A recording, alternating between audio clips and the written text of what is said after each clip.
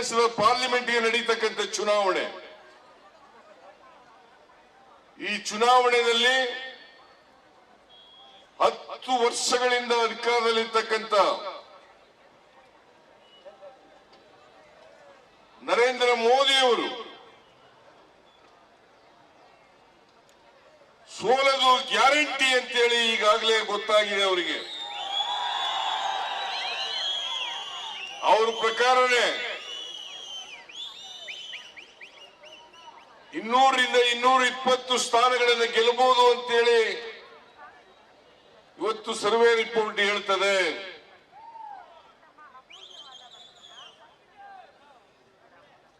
NDA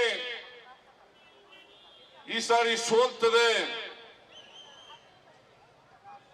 Congress ನೇತೃತ್ವ ಇರ್ತಕ್ಕಂಥ India ಗೆದ್ದೇ ಗೆಲ್ತದೆ ಅಂತಕ್ಕಂಥ ವಿಶ್ವಾಸ ಜನರು ವ್ಯಕ್ತ ಮಾಡ್ತಾ ಇದ್ದಾರೆ. ಕಾರಣ ಯಾಕಪ್ಪ ಅಂತಂದ್ರೆ ನರೇಂದ್ರ ಮೋದಿ ಅವರು 10 ವರ್ಷಗಳ ಕಾಲ ಪ್ರಧಾನಮಂತ್ರಿಯಾಗಿ ಅವರು ಕೊಟ್ಟ ಮಾತಿನಂತೆ ನಡ್ಕೊಂಡಿಲ್ಲ.